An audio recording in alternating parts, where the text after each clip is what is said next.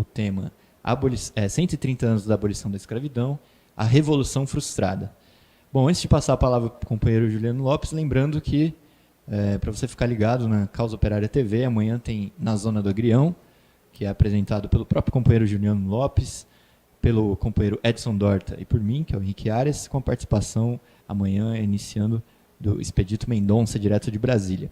E também fique ligado nos programas diários e semanais da Causa Operária TV, de segunda a sexta, a reunião de pauta, às 9 horas da manhã, e o resumo do dia, às 8h30 da noite.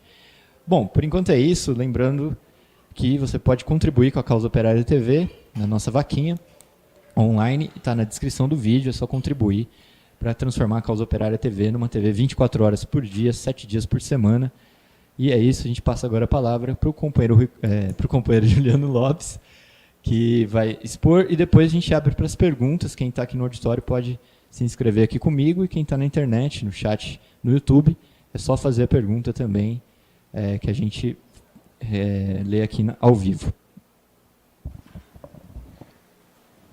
Bom, companheiros, boa tarde. Esse debate aqui é um debate bem interessante, e reforçando que o próprio título do debate, na verdade, é um texto teórico produzido pelo Partido da Causa Operária, que debate um pouco essa questão da abolição e o 13 de maio, né? Para quem já está um pouco militando na esquerda, você se acostuma a achar que o 13 de maio deve ser meio que rejeitado, em oposição ao 20 de novembro, porque é a data onde se comemora o Dia da Consciência Negra. Isso se dá por uma incompreensão que é justamente que a gente vai buscar esclarecer aqui sobre essa questão do 13 de maio. São 130 anos da abolição. Vocês terem ideia, por exemplo, eu passei o dia hoje acompanhando as redes sociais, atividades e tudo mais. São pouquíssimas coisas que foram chamadas para discutir o 13 de maio, a importância disso daí, os problemas que ele tem, justamente por conta dessa compreensão errada sobre a data, né?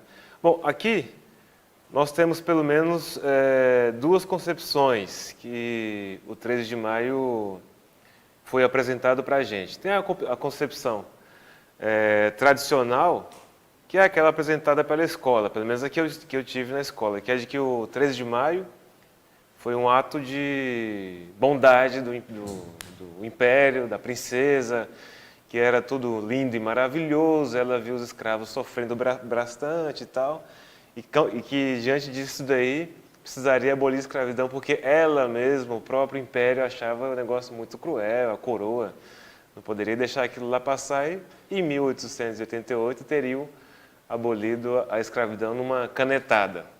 Essa, pelo menos, foi... Eu não sei como é que está hoje os currículos escolares, mas essa é a versão que eu tive até terminar o primeiro grau. A segunda versão, que também apresenta uma confusão, mas geralmente é que é usada pela esquerda, pelo movimento democrático, é de que a abolição foi uma farsa completa e não serviu para nada, e foi um ato demagógico do governo, e que, diante disso daí, o 13 de maio, enquanto data da abolição e todo o processo que levou a ele, deveria ser esquecido ou não estudado como a gente tem acompanhado. Então, nós teríamos aqui pelo menos duas versões, que, na verdade, uma se coloca em oposição. Uma parece que é oposta à outra, mas as duas chegam praticamente à mesma conclusão, de que o 13 de maio não tem nenhum significado importante, que é foi um ato oficial, né? Um ato oficial do regime. E a segunda concepção da data, 13 de maio, é que não foi uma farsa completa, né? Uma farsa completa. Uma farsa que não trouxe resultado nenhum, não significa nada, em último caso.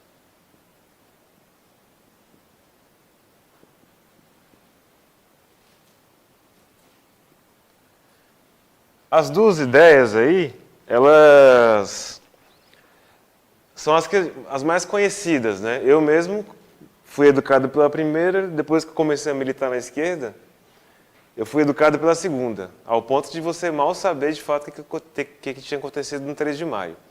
Bom, o que a gente vai querer, busca apresentar aqui nesse debate é que, na verdade, e é o título da discussão, é que a abolição, o 13 de maio, é um resultado, foi, né? Foi o resultado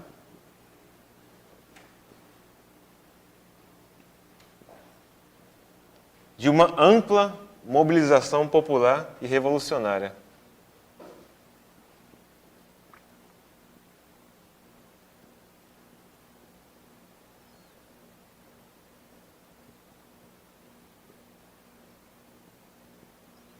Esse aqui, na verdade, é o nosso ponto de vista, o ponto de vista marxista do problema é esse aqui, que culminou no 13 de maio, né? Quer dizer, ao invés de você se apegar a tudo que é apresentado pela historiografia oficial e até mesmo pela esquerda, que em grande medida é guiada pela historiografia oficial, a análise dos acontecimentos antes do 3 de maio, todo o século XIX e tudo que estava envolvido aí, leva à conclusão de que, de fato, o 3 de maio foi uma revolução frustrada. Por quê? O século XIX, né,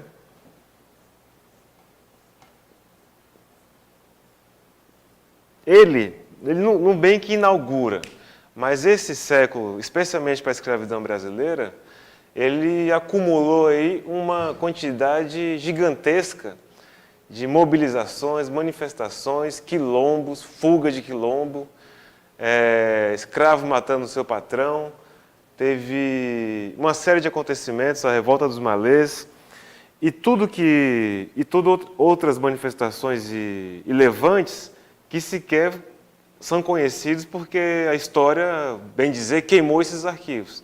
Até um camarada nosso que esteve aqui como convidado do Tição, programa de Preto, ele falou, salvo engano é Renato, lá do Instituto Luiz Gama, que após o fim da escravidão, a República Velha cinicamente falou assim, não, o Brasil não pode guardar essa mácula da escravidão, esse período obscuro da história brasileira. Então, o que nós devemos fazer? Queimar todos os registros da escravidão. Então, é por isso que a negrada brasileira, se for pesquisar a origem dos seus avós, tios, não vai achar nada, que foi tudo incinerado. Dessa época aí. Eu tive até a experiência de pesquisar famílias europeias que vieram para o Brasil. Você vai aqui acho que é o Museu da Imigração, se não me engano o nome é esse daí. Você chega lá com um sobrenome X, você acha lá, se você for, claro, descendente de europeu, você vai achar lá que seu tio-avô, seu bisavô veio no vapor X, chegou aqui em tais condições, foi morar em tal lugar, e nome completo, se era casado, você pega tudinho, assim, é incrível. Eu mesmo não, né? Meu avô, tudo que a gente sabe, por exemplo, da minha parte negra da família, é até os pais do meu avô, pai de pai. Daí em diante, ninguém sabe mais nada. Nem onde ele trabalhou, como é que chegou, etc. Então, também é parte desse processo já pós-13 de maio. Mas, enfim. A escravidão, ele também tem isso, né? Que se foi assim, se é justamente essas duas conclusões, você teria que ter a ideia de que a escravidão era uma coisa simples, uma coisa corriqueira, que os negros se submetiam até, em certa medida, a chicotadas, a apanhar, etc. e tal. Tanto se submetiam que foi um ato oficial do regime, que achava horrível aquilo lá, ou então a abolição não significou nada porque os negros continuaram na mesma situação. Finalmente, os dois pontos de vista é assim, o negro não fez nada para se chegar à abolição da escravidão. Ele, na verdade, foi ajudado por intelectuais, ou mesmo pelo próprio regime. Se você pensar assim, você lê, mas como é que você pode ficar 50 anos levando chicotada nas costas, você não vai fazer nada, nem que correr, fugir, etc. e tal, não. Eles fizeram justamente isso daí. Existem várias histórias, né? Mas eu acho que uma das mais importantes dessa época, eu considero como a Revolta dos Malês, né? Que acontece justamente em 1835.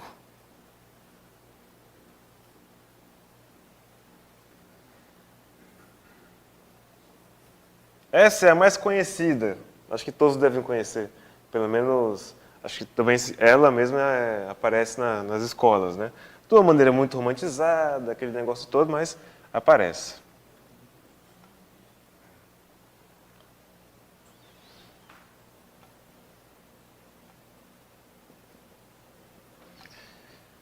Essa revolta aqui, você pode... É porque a gente não consegue ver assim, ter uma ideia, não tem filme, não tem foto nem nada. Mas imaginem vocês que você está numa cidade, 90% da cidade é toda negra, e 75% dessa cidade é de negro alfabetizado formado, inclusive muçulmano que foi trago como escravo da África, mas que na África ele exercia, sabia ler e escrever e tudo. Ou seja, um pessoal, vamos dizer assim, formado, que soube organizar bem o movimento, que soube organizar toda a revolta do negro que lá estava disposto a se revoltar, né? A se organizar e fazer alguma coisa. Foi um levante gigantesco. Isso daqui foi uma crise tremenda no regime de escravidão e teve como uma das lideranças, que depois a gente vai comentar um pouco, mas foi a própria Luísa Marim, que depois iria ser a mãe de Luiz Gama, que veio organizar a luta contra a escravidão aqui em São Paulo. Essa revolta aqui não foi a primeira revolta da escravidão brasileira e nem a última. Foi a que foi mais destacada porque ela apresentou um perigo muito grande. Eles tiveram a capacidade de, depois que acabou a revolta, aqueles que eles não mataram, eles distribuíram pelo país inteiro, né? Pelo Brasil. Interior, norte, sul. O pessoal que foi preso foi mandado para esses cantos aí, inclusive a própria Luísa Marim. Foi uma medida meio tonta dos caras, porque você acabou espalhando toda a revolta dos malês no Brasil inteiro.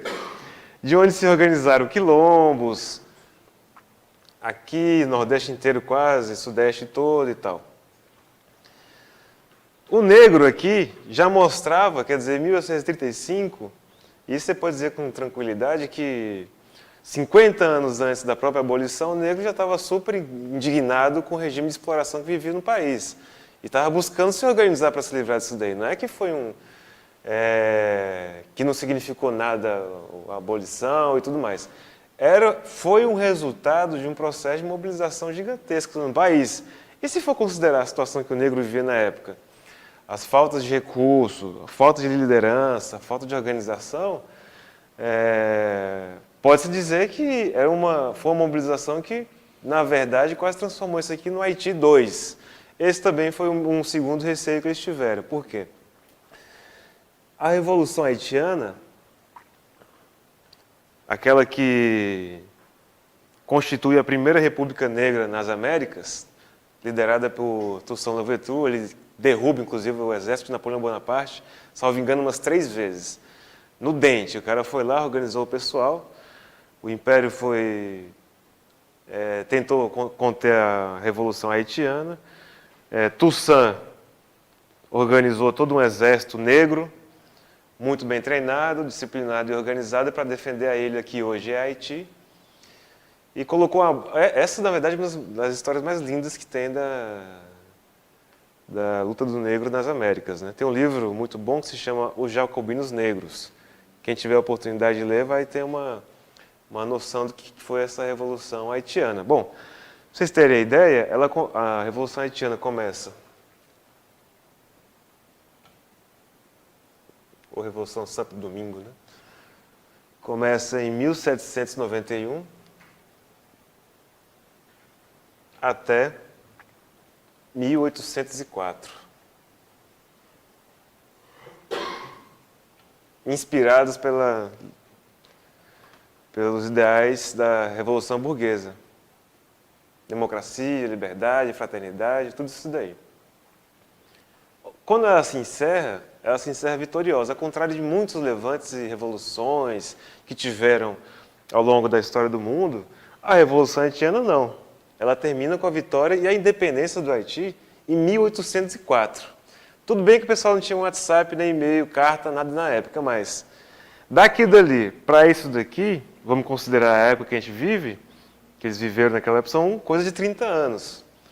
Não é difícil que um negro tenha escapado de lá, ou saído do Haiti, ou sido preso, traficado, e vindo parar aqui no Brasil, que se constituía uma gigantesca fonte de exploração e crescimento econômico das potências europeias, que nem terras tinham e nem mão de obra tinham. Então, um país desse porte como o Brasil era, né, acabou se transformando numa, vamos supor, numa fazenda exterior de toda a potência imperialista da época, né, Inglaterra, Portugal e tudo. Então, com a Revolução dos Haitianos,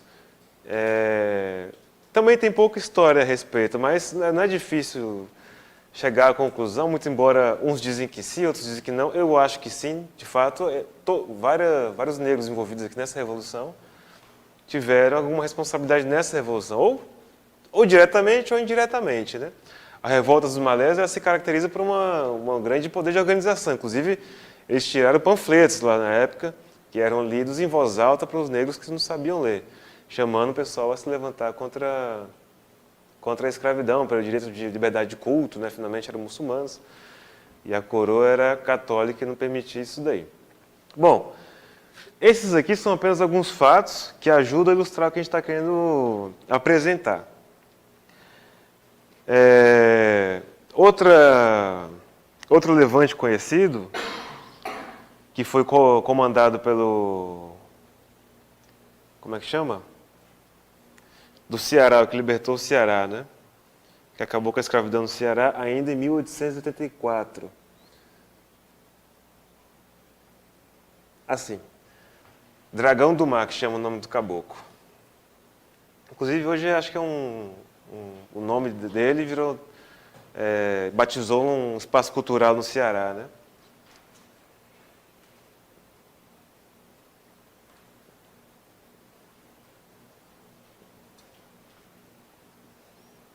Dragão do Mar organiza, salvo engano é Francisco o nome dele, organiza um levante no Ceará e lá também ele enfrenta as forças do Império e acaba com a escravidão, não deu para acabar no Brasil, mas acabou com a escravidão no Ceará em 1884, se tornando o primeiro estado a abolir a escravidão, antes da abolição. Quer dizer, o Estado se tornou uma província livre de escravidão. O que acontece com essa outra revolução também no Ceará?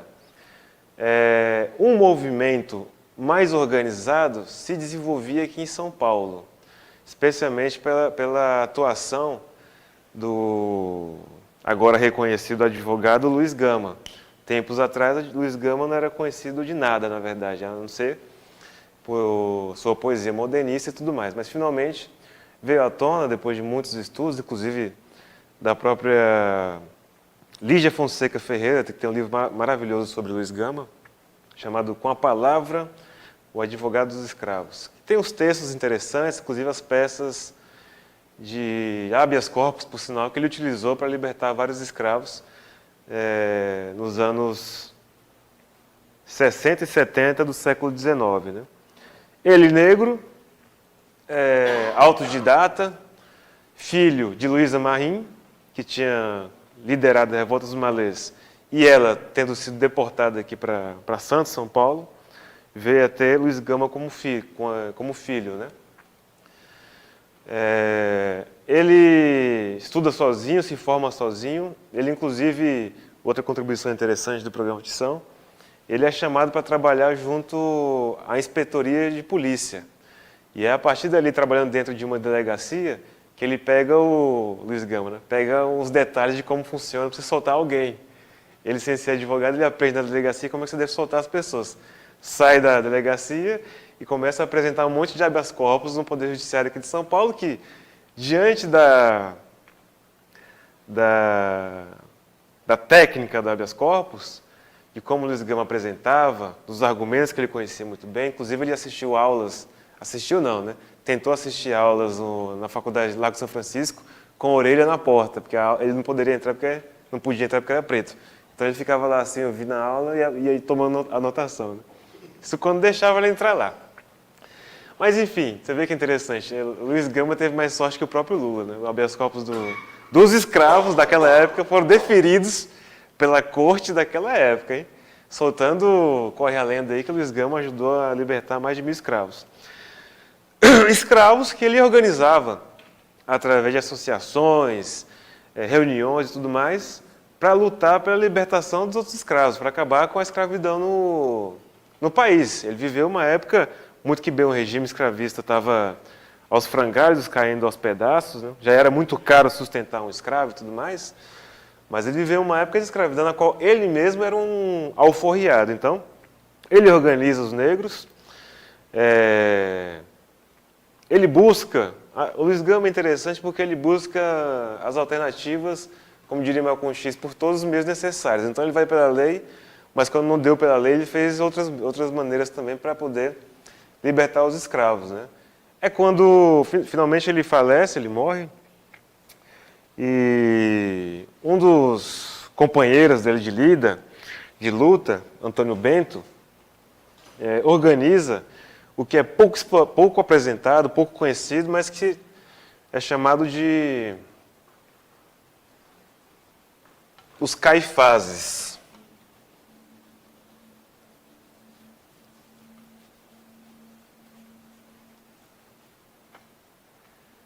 Que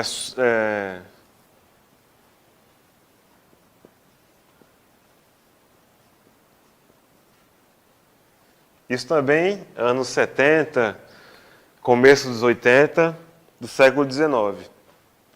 Essa organização aí, inspirada pela luta de Luiz Gama, e depois do seu falecimento, inclusive o funeral de Luiz Gama foi foi uma manifestação aqui de São Paulo, parou a cidade inteira, diante da luta democrática que ele fez naquela época. Mas os Caifazes, liderados por Antônio Bento e outros, eles tinham um modo de organizar que era bem interessante, a luta do negro. O que eles fizeram?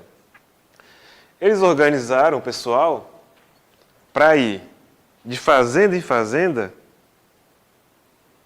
libertando os negros tudo, um por um. De fazenda aqui no interior de São Paulo, Campinas, todo esse interior de São Paulo aqui, eles se organizaram para ir em fazenda Y, X, de Dom não sei o quê, Dona não sei das quantas, sei lá que é o nome daquelas fazendas daquela época, Seu João, não sei como, para ir lá, chegava lá assim, tem uns relatos interessantes que eu vou ler aqui. Chegavam lá e ele com uma negrada falava assim, tem escravo? E tem. São quantos? 20, então está todo mundo libertado. Aqui não sei o que, só, ou você faz isso daí, ou não fazer que nem Luiz Gama falou, o escravo que mata o seu patrão está agindo em legítima defesa. Como é que vai ser? Então, eles organizaram bastante ações desse nível, né? Que vamos dizer, de libertação dos escravos nas fazendas, ou em qualquer lugar, né? Também como é pouco conhecido,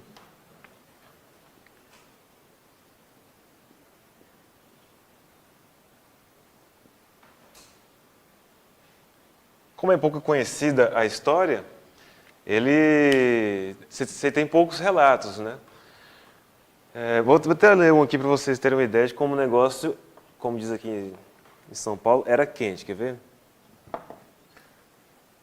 Disse assim, esse aqui depois você pesquisa. Diz lá, Revista Ilustrada, ano 12, número 466, de 30 de setembro de 1887, hein? Enquanto no parlamento só se discursa e nada se resolve, os pretinhos raspam-se com toda ligeireza, os lavradores mal podem segurá-los. Isso era é porque eu não conseguia a capa do jornal porque estava embaixo da resolução, mas era assim, fuga, era tipo assim, como se fosse um programa desses na polícia nas ruas, era assim, fuga de pretinhos, alguma coisa assim, né? Negrinhos fogem, de novo os negrinhos, era assim a capa do jornal. E vinha com esse rodapé embaixo do título, né? Essa fuga, quem instigou e quem incentivou foram justamente os Caifazes aqui. Já num período que não tinha como segurar mais. Eles fugiam, muitas das vezes estavam armados, fortes em maior quantidade. Como é que você ia fazer para segurar a negrada toda? Um outro relato aqui. Olha que interessante. Depois eu vou dizer onde é que essas fugas todas chegam. Vamos lá. B. Havendo chegado ao conhecimento da presidência, por telegramas particulares, de fazendeiros de Itu, Capivari e Piracicaba, que grande número de escravos se tinha revoltado e vagava por aqueles municípios, furtando-se ao serviço de seus senhores, aos quais intimavam para conceder-lhes imediatamente a carta de liberdade e pagar-lhes o salário. A esses fugidos havia notícias de que iriam juntar-se cerca de 130 escravos do barão de Serra Negra. Aí, chegando, viu os escravos armados, intimando em tom ameaçador o senhor e exigindo a liberdade logo e o salário de seu trabalho. Esse aqui é um relatório do Dr. Francisco de Paula Rodrigues Alves, presidente da província de São Paulo, e foi elaborado pelo seu secretário-chefe de polícia interino, com o juiz de direito adjunto Salvador Antônio Muniz. Você vê, o negócio estava super... Isso em 1887 também. As fugas, elas tinham... Não era que também teve esse aspecto. Você fugia da tortura e do mal. Mas também você fala assim, estou fugindo, mas vou resolver essa parada, não vai ficar assim não. Eles foram lá e pediram salário, pediram libertação dos outros, etc. e tal. Então, aqui em São Paulo ficou famosa... Você vê que os relatos são no mesmo ano. Ele cita aqui várias cidades e tal, no que é chamado por Afonso Schmidt de A Marcha.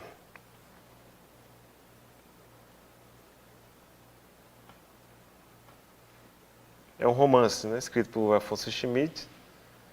É um livro muito bom. Tem muita gente que fala que ele não é bem romance, que na verdade descreve fatos reais. E se você for comparar as histórias todas, e o pouco que eu já vi até hoje, de fato, esse livro do Afonso Schmidt, ele narra fatos super reais. O negócio foi complicado aqui em São Paulo. É como se fosse uma... a Negrada, ele relata uma marcha em específico, a maior delas talvez, mas conta-se aqui nos registros que eu achei na internet, e agora alguns documentos estão aparecendo, que a Negrada estava fugindo de 50 e 50. Era a mão de obra que tinha numa fazenda, por exemplo, de 20 a 30 trabalhadores, escravos no caso, 50 fazendas maiores do interior de São Paulo, tinha 150, 200 escravos. Então, uma fuga desse pessoal, depois de tomar de assalto, roubar a própria fazenda, recolher o seu dinheiro, conseguir a liberdade de próprio punho do seu senhor, e eles fugiam para poder chegar ao famoso Jabaquara, que não é esse daqui, é lá do litoral de Santos, né? É porque eu não estou com as imagens, senão eu tinha mandado aí para mostrar para o pessoal. Quilombo do Jabaquara. Aqui é interessante a história, né? Os escravos saíram do interior de São Paulo, 50, 100, 150, 300, eles iam marchando até o litoral paulista. Isso aqui é perto do Porto de Santos. Por quê? Chegando lá, você tinha a oportunidade, ainda que com uma série de dificuldades, você tinha a oportunidade de pegar um vapor e ir para o Ceará, por exemplo, onde a escravidão já tinha acabado. Outros estados onde a escravidão estava com mais dificuldade de se sustentar. Então, esse quilombo, ou essa concentração de negros aí que estiveram no Jabaquara, que é como se fosse o final de uma serra, né? Fica cercado. Parece, inclusive, a Constituição, tirando um pouquinho... que os morros aqui em São Paulo são maiores, mas o quilombo dos Palmares também tinha uma Constituição rochosa que permitia se proteger dos ataques, né? O quilombo ficava aqui. Aqui ficava uma montanha, aqui outra. Vamos dizer que ficava aqui. Palmares era assim. E, salvo engano, o Jabaquara era assim. Você desce aqui e viu o litoral. Então, o Jabaquara ficava aqui. Mas aqui, ó, a dificuldade que tinha o pessoal chegar lá para desmanchar tudo e tal. A Negrada passava por cima de tudo, dava a volta e chegava aqui e se organizou nesse Jabaquara. Mas também... lá no litoral de Santos. Esse Jabaquara aqui é litoral de Santos que chama. Não é esse daqui, não. Muito embora conte-se que esse Jabaquara aqui também teve quilombo, né? Esses eventos todos, nos anos 80 do século XIX, as fugas dos escravos, tudo isso que é relatado pelas forças policiais é pouco, porque se a gente for considerar, inclusive, que foram queimados uma série de documentos, foram queimados uma série de importantes registros aí, deve ter acontecido muito mais coisa, né?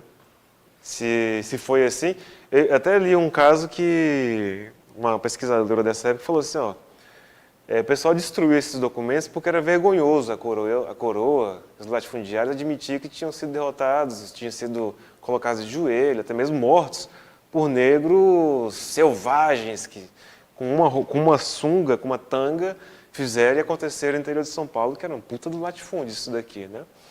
Então eles também destruíram os documentos registrando isso daqui. Isso aqui são poucos relatos que você encontra na internet, né? No arquivo de São Paulo também tem uma certa dificuldade de se achar documentos dessa época, né? Você acha mais em arquivos dos próprios jornais. Se você correr atrás, você acha as notícias da época que te ajudam a ilustrar um pouco, até porque o negro que cometia um crime, fugido, ele ia para as páginas policiais dos jornais da época. Bom, então a gente tem todo um cenário de um levante no Brasil inteiro. Isso daqui não pode ser considerado como acidentes ou episódios, né? O Brasil, os escravos brasileiros caminhavam aí para a sua libertação plena aqui no país. Aí dois problemas se colocaram pela frente dos escravos revoltosos, né? Problemas que são fundamentais para você entender a falta a frustração da revolução, né? Que são os seguintes, né? Bom, você está aqui, tudo bem? Tem outros casos aqui. Bom, se vocês pesquisando na internet, vocês acham bastante casos de levantes individuais de negros, mas de maneira organizada, aqueles mais conhecidos seriam esses casos aqui no século XVIII. Tiveram outros, né? Aqui, acolá, mas que não chegaram a ter tanto estudo assim, a ponto de a gente conseguir trazer aqui de fato o que aconteceu. Eu só queria também registrar um fato interessante, porque isso aqui é o século XVIII, né?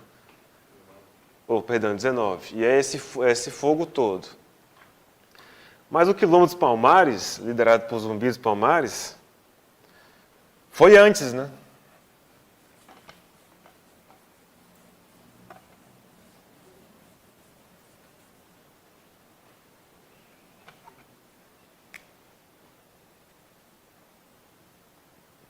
Que é a imagem que está sendo ilustrada aqui de fundo do programa, né? Essa imagem aqui já é interessante porque ela ilustra bem que não foi uma questão pacífica, vamos dizer assim. Os negros não aceitaram a escravidão pacificamente, os negros não estavam dispostos a se submeter ao regime de exploração e tudo mais, e se organizaram do jeito que podiam para lutar contra o domínio da coroa. O Quilombo dos Palmares, pessoal, olha só que interessante, o Quilombo dos Palmares é de 1600 a 1695.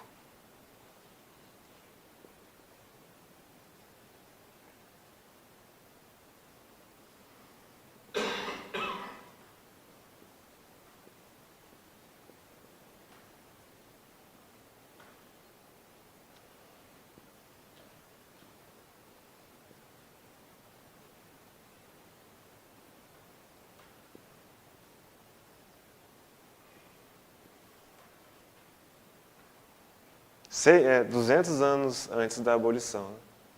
Aí assim, você pode achar que, nossa, que coisa estranha, rapaz, o Quilombo dos Palmares, que foi um negócio super bem organizado, milhares de escravos colocaram a coroa, o exército da coroa para baixo e tal, mas toda a luta dos Quilombos dos Palmares foi uma luta defensiva. Eles estavam refugiados, na verdade, lá no Quilombo dos Palmares. Concentrou uma quantidade enorme de escravos, mas a coroa estava indo para cima deles. A tentativa de esmagar o Quilombo, como de fato eles conseguiram, de esmagar o Quilombo dos Palmares antes que se tornasse de fato, já pensou, em 1700 conseguir a libertação da escravidão, que coisa espetacular que seria. Claro que a coroa não deixaram de jeito nenhum, né? Como não deixaram. A luta de 80 anos aí, foram várias investidas da coroa, vários exércitos holandeses e tudo, eles não conseguiram de jeito nenhum debelar o Quilombo dos Palmares até a última investida que finalmente esmagou todo o quilombo, que também deixou seus rastros, né? Quem não foi morto aqui também foi espalhado pelo Brasil. Então, você vê, tinha revoltosos do Quilombo dos Palmares que no século seguinte estava em outro estado organizando alguma coisa. Vai saber se o cara não estava organizando a resistência. Dos malês também. Só que a diferença para essas revoltas todas do século XIX é justamente isso. É o aspecto ofensivo da atividade da negrada organizada. Ali, muito que bem estava organizado, e o que poderia advir disso daí também, lógico. Poderia vir uma revolução, a libertação do Brasil, do mesmo jeito, mas ela também é um primeiro passo, um ponto inicial do que viria a ser a abolição da escravidão no Brasil, né? O século XIX não. Eles já não estão mais se defendendo, eles estão indo para cima já largam, fogem, matam seu patrão, organizam todo um levante no Brasil inteiro para poder se libertar desse regime de escravidão, né? Aqui aparecem umas figurinhas interessantes, né? O próprio, se não me engano, é José do Patrocínio e o outro acho que é Bonifácio de Andrada, que representa a ala conciliadora, né? Tem tudo, você vê que você vai lendo as coisas, parece com as histórias de hoje, né? Do golpe e tal. Então a ala conciliadora ficava buscando saída no parlamento para a escravidão. Ah, mas veja bem, eu acho que é um absurdo esses escravos sendo mantidos assim, ao chibata, teria que acabar essa escravidão e tudo mais, vamos negociar, vamos conversar aqui um pouco e tal. E finalmente o projeto, até onde eu sei, o projeto da abolição, a lei, aquele papel que fica lá embaixo da Assembleia Legislativa, assim, 100 anos, que é a lei boa, né, vamos dizer, estava tramitando lá faz 30, 50 anos, ninguém queria nem saber desse negócio de abolir a escravidão no país, até que ficou insustentável o negócio. Mas lá estava essa lei áurea, né? Bom, esse era o Bonifácio de Andrade e o José do Patrocínio, representava essa ala, vamos dizer, intelectual, que acabou ganhando os louros também da abolição. Você vai pesquisar, hoje aparece José do Patrocínio, abolição da escravatura em 1878, discursou, esteve no parlamento, apresentou propostas e apresentou projetos de lei, emendas, era a típica ação parlamentar, né? E muita gente, um pessoal mais um pouco desavisado, atribui a atuação desse pessoal, à abolição da escravidão, que foi eles que conseguiram. Os negros estavam lá sentados, acorrentados, olhando o seu defensor, né, o seu representante no parlamento, conseguia a Lei Áurea, né? Bom, essa é uma ala do movimento. A outra ala do movimento era os caifás. É o mesmo movimento, só que tinha uma ala do vamos dialogar, vamos buscar um acordo, vamos aguardar a decisão do STF, etc. e tal. O habeas corpus foi apresentado, vamos aguardar. E tinha uma ala que era um pouco mais radical que os companheiros dos caifás que resolveram libertar os escravos na marra, passar por cima das decisões judiciais, passar por cima da força de repressão, organizar os escravos, colocar eles na luta, que estavam dispostos a fazer isso daí e o fizeram. Quando finalmente sai a abolição, famoso 13 de maio de 1888.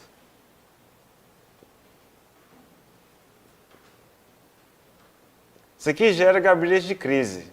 A imagem, se vocês pesquisar no Google, vai aparecer a princesa assim, toda delicada, aquele cenário lindo, né? Ela com a caneta assim de pena, fazendo assim, né? Era nada, deve ter sido uma confusão. Alguém chegou lá e falou assim, você aprova esse negócio aqui, esse país vai pegar fogo. A negrada está fugindo aqui para o tal de Jabaquara aqui, daqui a pouco eles voltam aqui para a sede do governo, vão matar todo mundo, vocês não estão entendendo. Não, mas eu estou falando, nós aqui estamos em negociação com o José do Patrocínio aqui, não é possível que ele vai deixar que isso aconteça. Vamos com calma, vamos negociar com os escravos. Quem são esses escravos aí, finalmente? Eles não obedecem mais à lei e à ordem? Cadê nossas forças policiais? E deve ter sido isso daí, né? Que o Brasil até que alguém chegou lá, correu com um papel assim, falou assim, princesa, assina, que senão você vai rodar todo mundo, vai cair esse império aqui. E vai cair para eles, para a negrada tudo, vão tomar de conta. A senhora já viu a história do Haiti, que hoje quem manda lá é um negrão? Toussaint Louverture é um negrão, escurinho, dono do país, ele comanda o país inteiro. Então você vai deixar isso acontecer aqui? Não, vamos fazer o seguinte, vamos assinar a famosa Lei Áurea. Aí assim, aqui é aquelas jogadas de mestre do regime, né? Para você não perder todo o império, né? Considerando que o Brasil, inclusive, já teria sido, a essa altura, já era independente. Para não perder tudo que já tinha perdido até aí, bom, concede a liberdade para os escravos, né? Até porque eles não conseguiam mais sustentar mais o regime de escravidão. Como tal, esse ano aqui já tinha sido proibido, acho que há 30 anos atrás, 40 anos atrás, tinha sido proibido já o tráfico de escravos. Então, só valia escravizar os escravos que já estavam aqui. Acho que desde 1850 você não podia mais trazer escravos de fora. Que também não quer dizer que foi nada bom, positivo e democrático. Na verdade, foi uma ação da Inglaterra para impedir o crescimento de comércio concorrente. Né? Tudo muito... A história apresenta como se fosse um negócio bondoso, mas nunca é. São só esquemas para você conseguir ganhar mais dinheiro. Então, a princesa assina a abolição, e aí o movimento, vamos dizer assim, abolicionista, ele se depara com um problema grave, que era o seguinte: o primeiro, que é esse, né? De não ter conseguido fazer uma revolução democrática, né? Que seria essa daqui. Ou burguesa, né? O que acontece? O Brasil, por conta dessa escravidão, vamos dizer assim, administrada pelo imperialismo exterior, o próprio país ele não desenvolveu uma camada média. Não teve essa camada média de pequeno produtor, pequeno durante a escravidão, né? Pequeno explorador e tudo, não. Eram todos latifúndios, maiores do que a gente conhece hoje. E o processo da abolição formal da escravidão, ele não acaba com as bases sociais, a base econômica social que deu origem à escravidão. Então, o latifúndio, se você for ver bem aí, pesquisando no papel, tem gente que era proprietária de terra nessa época aqui, que é proprietário de terra até hoje, se não for a maioria, né? Então, as terras todas no Brasil ficaram do mesmo jeito, a situação agrária do país não mudou com a abolição da escravidão, o negro estava alforriado, mas, ao mesmo tempo, o modo de trabalho, a força de trabalho disponível para ele era a mesma ainda, que era trabalhar em extração com pouco desenvolvimento da economia brasileira nessa época. Praticamente você trabalhava as mesmas coisas que você estava fazendo antes, ou não fazia nada, ficava desempregado com a libertação. Isso por um lado, né? Quer dizer, as bases sociais da escravidão, que se for ver bem no detalhe, elas estão todas aí até hoje. E, em um segundo plano, o problema da direção política do movimento, né? Que justamente pode ter um pouco a ver com essa falta de um desenvolvimento de alguma classe intermediária, né? Luiz Gama talvez serviria para isso, ou algumas outras organizações e pessoas da época, mas finalmente o movimento abolicionista ele não tinha essa liderança bem organizada e bem decidida a pôr um fim à escravidão, mas também pôr fim a tudo aquilo que levou à escravidão, como a concentração de terras, né? Ou seja, se você vai acabar com a escravidão, você acabaria, mas teria que, por exemplo, fazer uma reforma agrária, distribuir as terras para os negros que trabalharam lá nela e tudo mais, né? Bom, para nós, o que importa apresentar aqui, inicialmente na discussão, é esse, né? Quer dizer, o 13 de maio, ao contrário do que pode parecer, ele foi o resultado de uma mobilização muito grande nesse país aqui, ainda mais... vamos considerar que a gente tem acesso, 10% dos documentos daquela época, se for muitos documentos que a gente tem acesso. Dá para multiplicar tudo que a gente apresentou aqui agora por 100, com certa facilidade. A quantidade de motins, a quantidade de levantes, a quantidade de demonstrações de que o negro não estava nem um pouco satisfeito com a escravidão no país, né? Aí acontece um negócio interessante também, interessante e selvagem, que é o seguinte: acaba que aqui no Brasil, em outros países também, mas aqui ficou mais concentradamente claro o problema, que é a escravidão do negro. A escravidão como meio de trabalho, ela vinha sendo usada faz muito tempo já, de 10 mil anos atrás já. Escravo, parece que a gente está distante disso, mas na verdade a gente está numa fase muito recente da democracia, do fim da escravidão. 10, 15 mil anos atrás todo mundo tinha um escravo, quem poderia ter escravo, lógico, né? Mas enfim, por falta de mão de obra disponível no seu próprio país e de outros países, com a exploração do Novo Mundo, eles levaram a negrada toda da África, negra, para trabalhar aqui no Brasil, né? Conta-se aí também são números que teria que ver qual que é a realidade. Tem muita especulação, mas numa população de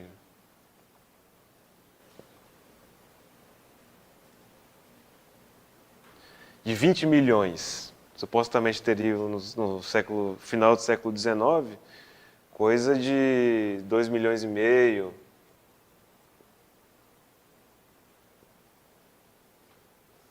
eram escravos. A proporção tinha sido maior, né? Houve época que tinha mais escravo do que branco ou senhor aqui no país, mas nesse finalmente aí, o pessoal conta que era mais ou menos isso daí. Então, teriam sido totalizados 2 milhões e 500 mil escravos no país. Só que também não é... Só que também não é verídico, porque nesse meio tempo aqui, todo o transporte de escravos, etc., morriam bocados. Como morriam também aqui na própria lida, vamos dizer assim, né? O pessoal fala que a vida útil, vida média do escravo era de 8 anos. É como se você entrasse numa fábrica hoje, você tem 40 anos de idade, já sabendo que aos 48 anos você morre, de um jeito ou de outro. Ou cansaço, ou mesmo morto pelas forças de repressão da época, né?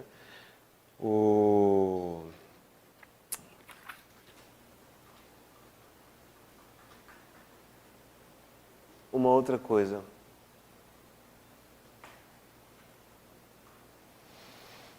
Bom, o que mais que a gente teria? Um segundo aspecto foi esse daí, no pós-abolição, né? Após a abolição, gera-se todo um problema social. O negro finalmente começa a ser absorvido pela economia sendo desenvolvida pelo Brasil, em indústria e tudo, apenas nos anos 40. Então, vamos supor que a pessoa foi liberta aqui aos 18 anos. Vai demorar mais de 50 anos para ela conseguir algum posto no sistema social que foi estabelecido. E como negro, se a gente for ver no detalhe aí, tem casos que na verdade não foi resolvido isso aqui. A ascensão social do negro não aconteceu, finalmente não acontece. Se você pegar qualquer outra... Eu estava até pesquisando, nunca achei muito bem. O nordestino, por exemplo, eu acho que tem mais ascensão social que o negro brasileiro. Em vários casos.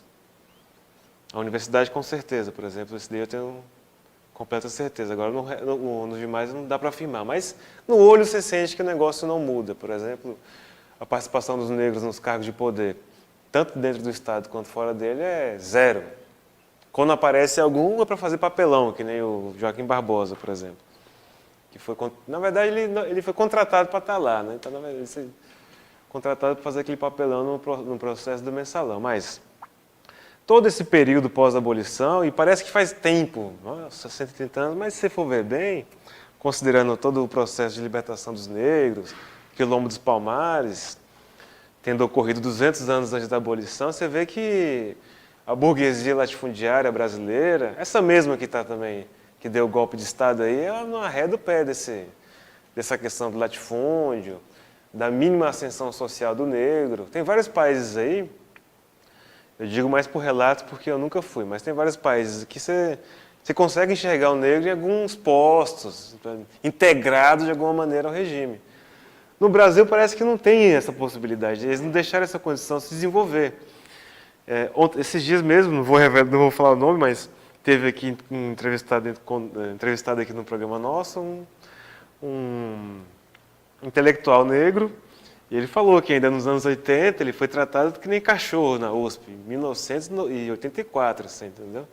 Você vê que o cara tratou ele que nem lixo lá na universidade, e hoje ele hoje está na cadeira do cara que tratou ele que nem lixo. Mas numa luta ferrenha, pesada, para conseguir uma ascensão dele, social dele. Mas mesmo assim, você vê que a dificuldade de libertar, de soltar acabar com o latifúndio, mexer um pouco, que fosse um pouco nas terras, né? Você vê, terra está do jeito que está. O governo PT tentou aí, foi uma guerra danada com os latifundiários para conseguir meio metro de terra em cada quilômetro quadrado de terra, e era uma briga feia, morria gente, INCRA ia, caía diretor do INCRA, voltava a cara do INCRA. tinha aquele conflito. Agora, na mão dos golpistas, acabou esse conflito. O conflito agora é o seguinte, varrer com os indígenas, quilombolas e o MST de qualquer lugar. E estão varrendo aí. Se vocês tem o nosso redator, o Renato Farac, que trabalha com isso daí, é diário o número de militantes da terra que são executados aqui depois do golpe de Estado. Né? Você vê que o problema, a base social do problema, ela não se alterou tanto assim, de lá para cá. Né? O que não quer dizer, exatamente, para a gente não chegar a essa conclusão tonta aqui da esquerda, o que não quer dizer que não mudou nada, não significou nada. Não, muito pelo contrário. Significou todo um desenvolvimento, quer queira, quer não, até mesmo político, da luta do negro nacional. É importante registrar isso daí. Uma das primeiras experiências do negro na luta pela tomada do poder. Se não é isso que é o pano de fundo, que veio a fundamentar toda a luta do negro posterior. Né? Aí eu tinha mais coisas para falar, mas eu não sei se de repente dá uma... Não sei se já deu 1 hora, né? De repente acho que já deu até 1 hora nisso daí. Para a gente encaminhar para as perguntas, eu separei aqui, por exemplo, alguns números. Né? Para vocês terem uma pequena ideia da situação atual. Tivemos isso aqui tudo. 20 milhões, 7 milhões, isso mesmo. Então, hoje nós temos o seguinte. Só na cadeia tem 750 mil pessoas. De mandado de prisão expedido, quer dizer, quem deve... Mandado de prisão expedido é o seguinte, a polícia está solta aí hoje, nesse exato momento, querendo levar mais querendo botar mais um número aqui. Então, só de mandado de prisão expedido, isso também na minha época de faculdade, deve ser maior. Nós estamos em 1.500.000. Para cada preso, tem 2 fora que era para estar preso também.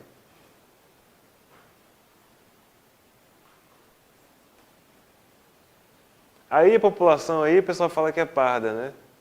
É preta, parda. É negro, tudo negro que está na cadeia. Pode ir lá, pode tirar botar o cara perto da luz, no escuro. É a negrada que está presa. Daqui vocês tiram pelo menos o primeiro número interessante, né? Quanto é que dá isso aqui? 2 milhões e... Dá 3 milhões, na verdade, não é isso? Não, 2.250. 2.250. Então tá aí, ó, 2.250.000 negros que estão sendo perseguidos nesse exato momento pelo sistema repressivo, que é o mesmo sistema herdado dessa época aqui, a polícia militar, os métodos, os meios que eles usam, é tudo herança do império, do esquema latifundiário e tal, né? Esse é um primeiro número que eu achei interessante colocar, né? Tem um pessoal que tem menos sorte, vamos dizer assim.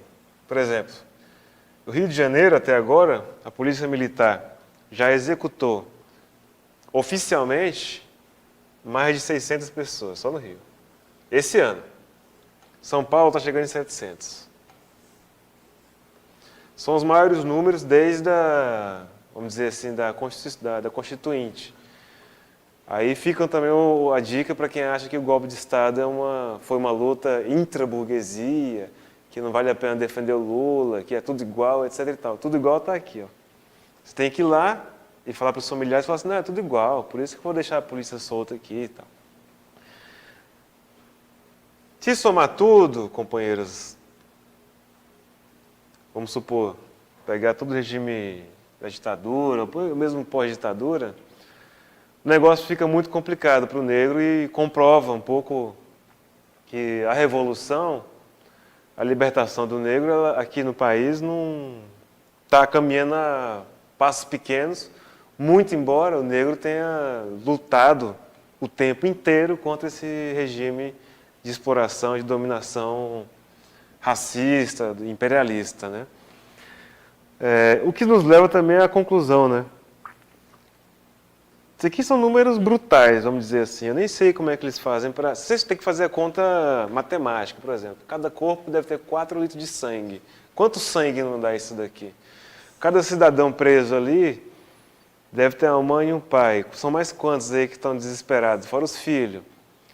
Tamanho da cela. Vida que foi para o saco. Vai que o cara foi estudante até alguma altura.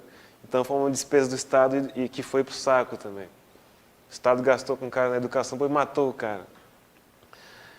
Quer dizer, é um prejuízo gigantesco. E os outros números aí de ascensão social, o golpe de Estado agravou tudo isso de uma maneira que os institutos de pesquisa, eles nem sabem o que tem que fazer. Não sabem mais quantos estão desempregados, não sabe se foi 5 mil demitidos, não sabe se o cara hoje é terceirizado, se o cara negociou com o patrão conforme a reforma trabalhista fez, se o cara morreu, se existe CTPS ainda, carteira de trabalho. Quer dizer, virou uma loucura tão grande que os golpistas, na verdade, bem dizer isso daí, eles estão querendo trazer a gente para antes de 1888. Né? Toda a destruição da economia nacional. Outro número que eu vi interessante. Especula-se, porque também ninguém sabe, ainda mais agora, especula-se que temos ainda, além disso aqui tudo, no país, atualmente, 100 mil pessoas trabalhando em situação análoga à escravidão. Você pode ir atrás também, vai achar pouco branco nisso daí.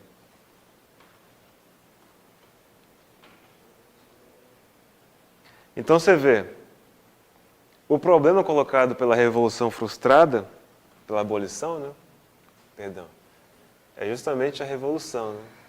É um processo que demandaria um debate mais bem feito, porque no Brasil, a revolução comunista, socialista, necessariamente seria uma revolução negra, né? Um aspecto da revolução comunista.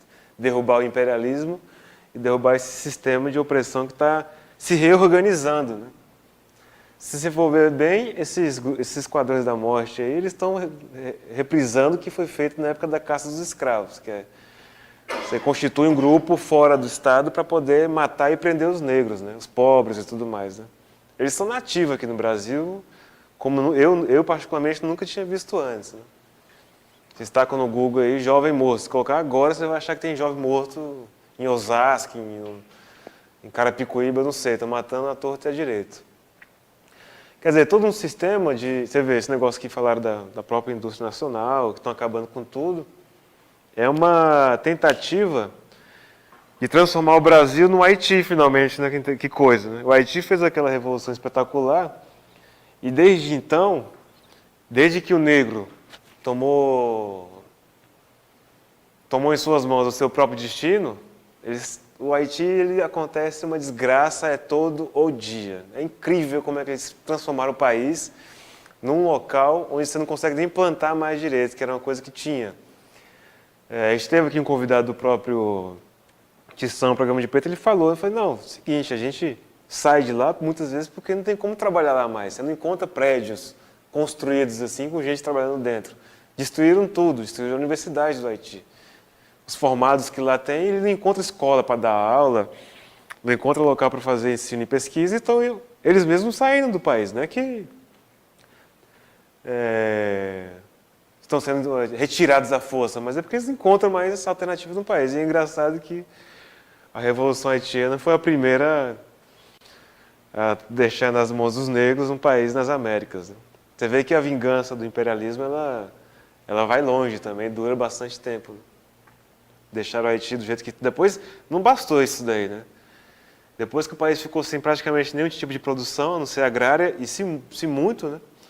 Eles ainda mandaram as tropas da ONU lá para matar mais gente, levar cólera. E eu tenho a nítida impressão que terremoto, tudo isso daí é de propósito. Não tem como ser acidente de natureza com esse povo negro aí, você entendeu? O povo negro é assim, tomou o poder lá, ninguém vai deixar nunca. Deve ter uma hora dessa. Uma hora dessa, o cara... Tem gente lá assim, ó, a gente deu golpe dando golpe no Brasil, né? Aí chegou outro cara e falou assim, então, eu sou responsável pelo Haiti. Como é que eu faço lá? Não, mantém lá. O Haiti você pode sapecar lá. No Brasil a gente está levando lá e tudo mais, mas no Haiti você pode, continua o terror.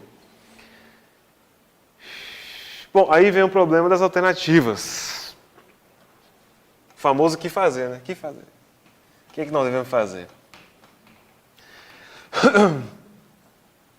Para a gente poder abrir para o debate. Deu uma hora aí? Deu, não deu? Se eu controlo bem meu tempo, deu uma hora.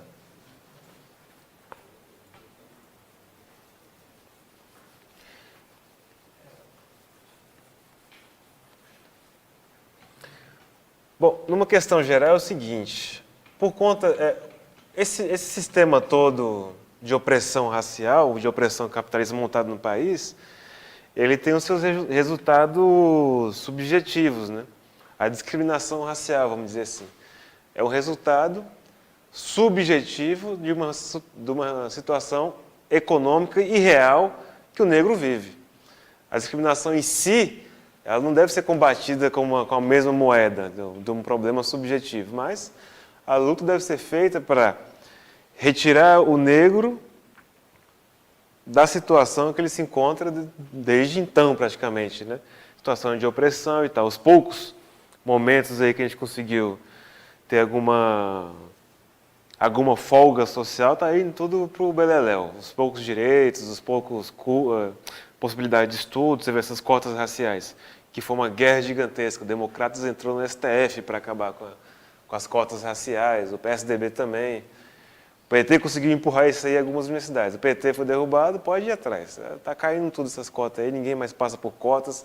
Criaram uma comissão para investigar se o cara é negão ou se não é. Não vale mais se o cara... Chega um negrão lá e fala, cara, você é negão mesmo? Eu falo, não, vamos avaliar aqui na banca examinadora se você é negão mesmo.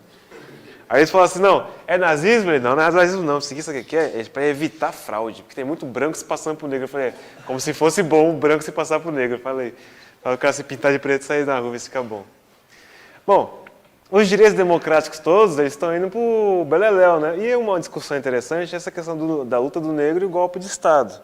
Eu acho que um ponto importante seria isso daí. A gente pode chegar e falar assim, não, o problema do negro vai ser resolvido com a Revolução Comunista. Pessoal, bom, beleza, Revolução Comunista, estou de acordo, tá, mas quando, como, vamos fazer o que agora exatamente?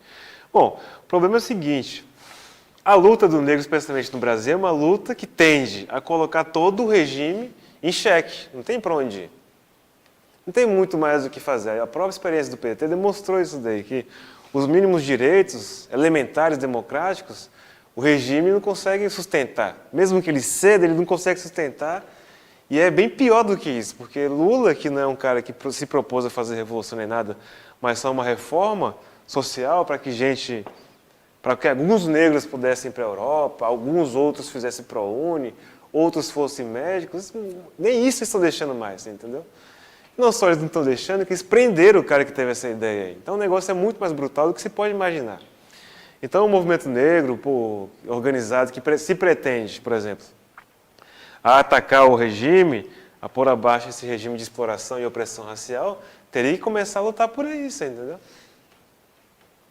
Lutar contra o golpe, contra a direita, pela liberdade do ex-presidente, que o resto, vamos ter claro, o resto não vai acontecer de jeito nenhum. As medidas parciais, as reivindicações bem limitadas, enquanto o ex-presidente estiver preso, e enquanto tiver todo esse cenário desastroso para a população negra, é pura demagogia, né? E a gente fala claramente, o movimento negro deveria se organizar junto com as organizações operárias, que elas também, majoritariamente são negras, construir um partido revolucionário, pôr abaixo o golpe de Estado, participar das manifestações, denunciar o golpe, denunciar o Poder Judiciário, que é o mesminho. Também vocês deveriam fazer uma experiência interessante. Procurem o judiciário da época da escravidão. Tem como você achar. Aí você pega o sobrenome, dá um Ctrl+F na composição do TJ hoje em dia aqui de São Paulo, vê se o sobrenome é igualzinho. As famílias todas, mesma família. O judiciário, na verdade, é o latifúndio de toga. Está todo mundo lá. Você não vai encontrar Silva. A gente fica aqui, né? Juliano Barbosa. Chega lá, o que manda mesmo é Macerati, Strotonoco, sei lá o que é o nome desse pessoal, mas que era tudo fazendeiro nessa época aqui, e com o tempo foi herdando o Poder Judiciário, que é uma herança. Eles não são eleitos, é uma herança, vai passando lá. De repente passa 5 irmãos, passa 10 tios, todo mundo está no TJ, todo mundo está no TRE, na Justiça do Trabalho, enfim. Está aí um bom começo para o movimento negro para poder começar a sua luta por libertação. Né? Quem sabe derrotar o judiciário, libertar uma das maiores lideranças do povo, que é Lula, que está preso e tal. Se fizerem isso daí com Lula, companheiros, para o resto, o negócio está muito mais complicado. Vamos lá, os debates, perguntas, o que tem? Bom, a gente vai iniciar aqui as perguntas, os debates, lembrando que quem quiser fazer pergunta aqui no auditório, é só se inscrever comigo. E o pessoal da internet, fazendo chat, algumas perguntas do chat. perdão, que a gente estava sem som. Lembrando, então, que quem estiver aqui no auditório se inscreve comigo e a gente vai fazer as perguntas do chat também.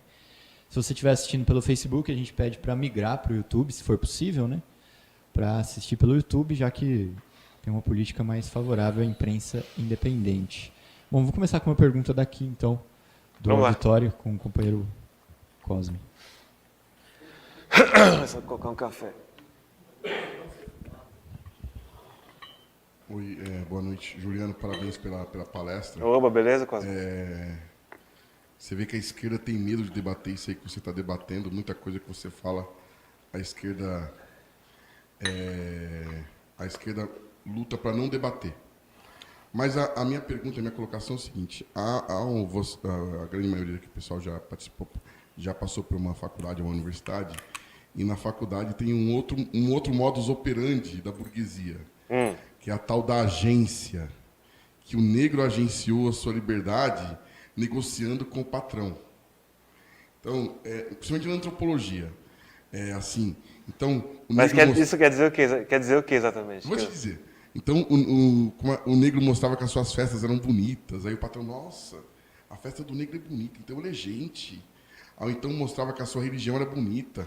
Aí o patrão, nossa, então dá para incorporar o catolicismo com a festa do cara, porque se torna bonito, é visível.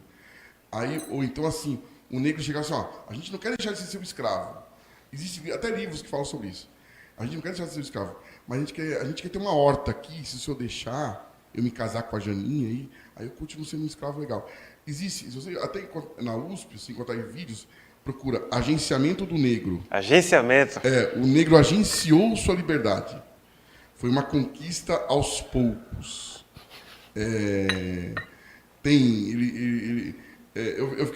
Foi até um motivo de debate na faculdade. Como o cara agenciou? Ele foi lá e negociou, e depois, aos poucos, ele conseguiu. É meio isso. Queria que você comentasse isso. Bom, eu vou só ler aqui o que diz o Wikipédia, né? Não é nenhum órgão de revolução comunista, né? A cabeça de Zumbi dos Palmares foi cortada e conduzida para o Recife, onde foi exposta em praça pública, no alto de um mastro, para servir de exemplo a outros escravos. Sem liderança militar de Zumbi, por volta do ano de 1710, o quilombo desfez por completo. Bom, esse aqui era o patrão com quem você fazia agenciamento. A disposição deles é essa. A de Zumbi também não era... O bom, isso aqui sabe o que era? A disposição do Zumbi também não era... A recíproca era verdadeira, vamos dizer assim, entendeu? Então, eu acho que essa conversa, eu não tinha esse negócio publicitário do negro aí. Eu não conhecia que, cara, vamos fazer festa, olha, é gente também, né? Eles comem, ó, tomam até café. Com certeza é pessoa, é gente mesmo isso daí, viu? Pode libertar. Assina aí, Isabel. É gente como a gente. Mas se você ver bem, é tudo assim. É que nem o negócio do armamento. O pessoal é contra porque eles consideram que a negrada é tudo um selvagem, você entendeu? É tudo uns brutos, todos uns animais. Então é assim, para conseguir a alforria, não, o cara se fez de gente. Ele se fez de gente. Me fiz de branco, então consegui a alforria. Aí chega o armamento, não pode liberar a arma não, porque vão se matar tudo, porque é todos os macacos velhos da África, todos os macacos velhos da África que não sabem lidar com a arma e é todo um selvagem. Olha os números da violência. Então, essa concepção marxista do problema, não. Coloca o problema nas mãos do povo que precisa se libertar, né? Da sua autodeterminação. Essa luta aqui é a luta pela autodeterminação do povo negro. Começa aqui, o seu resultado mais claro é aqui, e vai se desenvolvendo, né? Até onde nós estamos. Não acabou também, né? Então, acho que a discussão do agenciamento, agência de propaganda, não sei o que é meio besta, né? Mas a antropologia vale tudo também, né? Daqui a pouco o negro não é negro, o índio também não era índio, o outro era um negro que explorava o negro, na verdade o branco estava ajudando. Vamos lá, o que mais tem? Vamos pegar uma da internet aqui. Rapidamente. Só um minuto. Bom, a primeira é a seguinte. Felipe Antunes, ele pergunta se a abolição ocorreu devido à revolta generalizada dos escravos. Por que os negros não conseguiram ter participação na política já que eles eram maioria, mas ficaram à margem da sociedade? É uma pergunta interessante, né, essa daí. Na verdade, o poder político, né, a ausência do poder político do negro, não é dessa época aí. Se você for ver hoje a composição do parlamento, do poder executivo nacional, dos estados, das assembleias legislativas, da vereança, vamos dizer assim, é tudo branco, né? O Congresso Nacional, se eu não estou enganado, a gente tinha lá uma bancada de 10% de negro, de 500 e tantos. É 10%, é menos até, é menos que mulher, por exemplo. Ô, Juliano, pode dar responder. Tinha voto censitário. Só podia votar com comprovado. Mesmo isso, né? O regime não permitia, mesmo com esses esquemas aí, e os esquemas de hoje também, o regime nunca permitiu a participação mínima do negro no sistema, né? No poder político. É um problema. O negro organizado tomar o poder, mesmo que rapidamente ou minimamente. Por isso, fizeram o que fizeram no Haiti, né? Aqui no Brasil, não. A tentativa, inclusive, da abolição da Lei Áurea era impedir ao máximo que o negro conseguisse chegar perto do poder que fosse, né? Tivemos alguns representantes, poucos, ao longo desse período todo, dentro do poder constituído, mas nunca foi nada efetivo, né? Nunca foi nada nem significativo. O próprio... Vamos pegar um exemplo, o Abdias do Nascimento, que foi eleito deputado, levou às últimas consequências esse problema da participação do negro no regime, né? Os projetos de lei, etc. Foi uma luta gigantesca dele. Não é a nossa defesa de como fazer a luta do negro, mas pela experiência dele você consegue ver que o regime ele é impermeável. Ele é impermeável à participação do negro. E é que nem cabelo de preto na água. Você taca assim, você não vê mais. Entendeu? O negro no parlamento é a mesma coisa, não passa. Desde sempre, né? Não sei se eu respondi bem a pergunta. Eles também não tinham uma organização política bem definida nessa época, né? Foi uma revolução uma revolta meio sem coordenação, sem orientação, sem uma direção, né? Uma direção que pudesse levá-los diretamente à tomada do poder, né? Muitos queriam, na verdade, fugir, pôr abaixo o regime de opressão, constituir talvez uma república negra. Nunca se foi falado disso daí, mas vai saber, né? Separada, né? Os negros norte-americanos fizeram isso daí até há pouco tempo, de constituir uma república negra nos Estados Unidos ou embora para a África também, né? Também teve esse movimento, né? Bom, mais uma da internet é a seguinte, Marcos Costa, ele pergunta: por que trouxeram imigrantes europeus para trabalhar no Brasil após a abolição da escravidão e não distribuíram terras aos negros para que eles pudessem produzir alguma coisa? Que coisa, né, rapaz? Você trabalha 100 anos na droga da terra lá, sua mãe, seu pai, todo mundo 300 anos lá, arrancando, puxando, arrancando. Puxando e arrancando, aí quando vão trazer, de repente eles trazem mais... Eu tenho um número aqui, eles trouxeram, foi bastante mesmo a imigração italiana, né? Quer ver? Não foi pouco, não. Bom, boa tarde, Juliano. Boa tarde, companheiros. Só para poder responder o rapaz. Ele vai... Bom, já pergunta, né? Que depois eu... Já tô... Vai lá, Zé, vai lá. Bom. Enquanto eu acho o número aqui. Boa tarde, Juliano. Boa tarde, Boa. companheiros aqui da Causa Operária, amigos da Causa Operária. Bom, 1848 foi o ano do Manifesto Comunista. Talvez vocês podem me corrigir. 1878 é a libertação formal dos escravos. Eu não li isso, mas já me falaram que o Marx era meio favorável ao domínio do Velho Oeste pelos ingleses, porque isso aí colocaria o capitalismo nos Estados Unidos, que seria uma formação econômica mais avançada, que iria desembocar no socialismo. Perdão, já me perdi. Como é que é? Eu ouvi esse comentário, os historiadores aqui presentes podem me corrigir, que Marx, de certa forma, concordava com a colonização americana nos Estados Unidos, por causa que seria uma implantação de um regime econômico mais avançado, mais próximo ao socialismo. O capitalismo vai desembocar no socialismo. Isso é uma discussão legal. Então, de certa forma, ele estaria concordando com a opressão dos indígenas americanos. Oh, aí esticaram, né? Sim, continua, Zé. Aqui no, então, isso é uma questão que eu estou colocando. Claro. Outra questão, bom, se você for ver, já estou indo para os tempos atuais. Se você for ver a Revolução Sandinista na Nicarágua, se você for ler os textos, você vai ver que foi bem complicada a relação com os indígenas, que está hoje ainda, essa relação é uma relação complicada. Né? E aqui no Brasil também deve ser uma relação muito complicada com os indígenas, né? Que estão, na verdade, a minha forma de ver, no movimento sem terra. Então, essa relação dos índios, dos brancos e dos negros, eu gostaria que você colocasse um pouco mais disso. E a tal da libertação pelo socialismo, será que ela vai se dar com os povos negros e indígenas, que é complicadíssimo, né? Assim, são outros povos.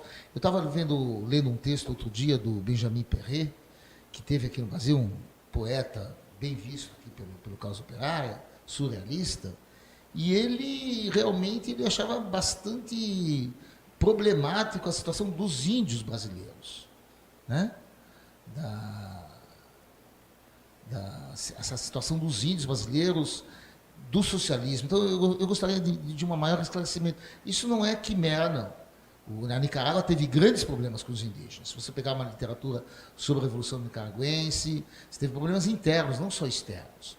A questão do Peru também, com o Sendero Luminoso, eles têm vários problemas. O Sendero Luminoso queria meio à força implantar, né, as coisas lá, e foram mortos muitos indígenas que não entendiam todo esse processo. Então, essa situação, vamos dizer, antropológica, com os negros, os índios e o próprio marxismo, eu acho que o Causa Operária, como partido trotskista, vai pensar isso de uma forma diferente que os partidos stalinistas, né? Então, eu gostaria de discutir isso. Deixa eu ver aqui mais. Agora não estou me lembrando, eu tinha mais questões. Outra questão é essa questão dos terremotos lá no Havaí, no Haiti, né?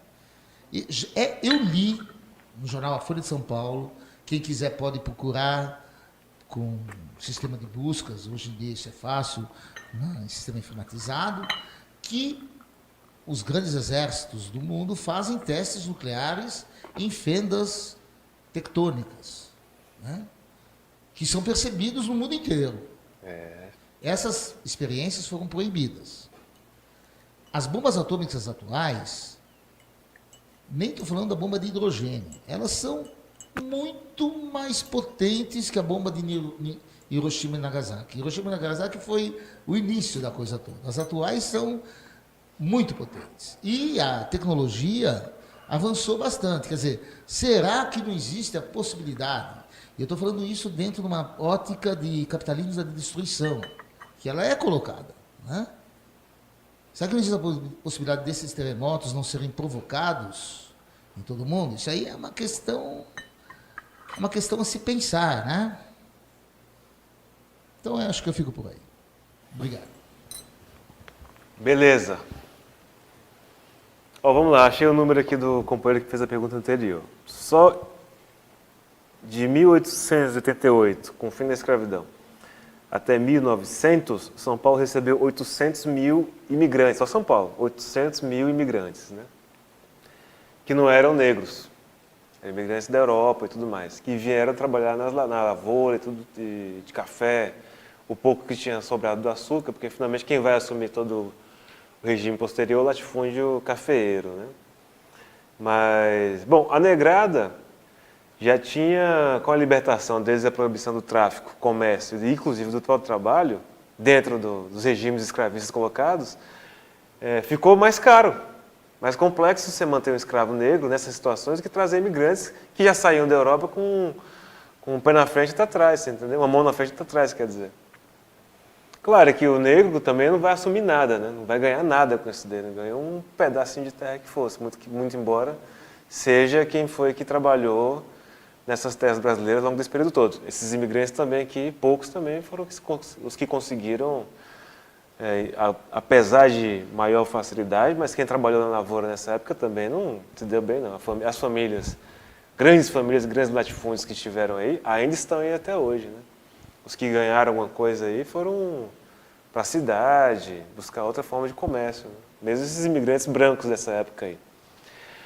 Sobre o Marx racista, o Che Guevara racista e etc., né? É uma campanha antiga. Isso aqui já entra como um alerta, porque as campanhas que tem contra, especialmente quem instiga ou quem fez mesmo a luta contra o imperialismo, contra a burguesia, são essas que poderiam justamente pegar a esquerda, que é Marx era racista, né? Ou defendia a escravidão. Vou nem colocar isso aqui que é ruim. E Che, na verdade, Che já foi tudo, né? Já foi homofóbico, racista, odiava todo mundo, matou gente de graça, ou pago. É uma loucura total. Então, acho que a gente, quando for esse tipo de discussão aí, a gente tem que ter muita atenção com o que é colocado, né? Bom, Marx, ele faz, ao contrário de todo o resto da esquerda, inclusive da direita também, que não são poucos os que têm alguns brilhos intelectuais aí, Marx, ele faz uma análise da sociedade capitalista como um todo, para se chegar à conclusão científica do socialismo. É um estudo científico, racional, através do qual ele mostra, em seus vários livros, especialmente no Capital, mas em outros também, que os meios de produção se desenvolvem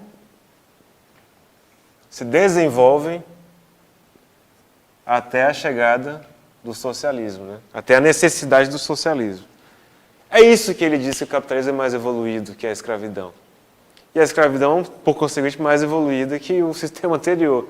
Ele fala que ele inclusive fala que foi importante a escravidão para o desenvolvimento do capitalismo, né? O Brasil mesmo foi isso daí. Toda a riqueza do Brasil serviu para quê? Para desenvolver o capitalismo europeu. A transferência de riqueza, né, via escravidão no país, foi uma transferência de recursos, bens naturais, produtos, mão de obra, tudo que se gastou com a escravidão, tudo que se produziu, todo o recurso foi enviado para a Europa. Ajudou a desenvolver o capitalismo. Quer dizer, foi importante para o desenvolvimento do capitalismo. Foi ou não foi? Para falar assim, não, a escravidão não serviu para nada para o capitalismo. Não, claro que serviu. Foi essencial para o desenvolvimento do capitalismo, né? Para as forças de produção seguintes. Assim como o desenvolvimento do capitalismo, ou será, ou foi, né? Porque na verdade já tá com a liga de fora aí, é importante para a chegada do socialismo. A análise científica, né? O pessoal tende a ver o problema de maneira moral, né?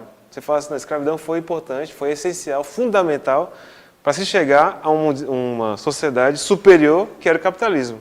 Verdadeiro. Essa é a verdade. Foi ruim? Foi. Mataram, esquartejaram, cortaram a cabeça, rasgaram. Não, é uma ideia científica isso daqui. Não é que você vai apoiar a demonização.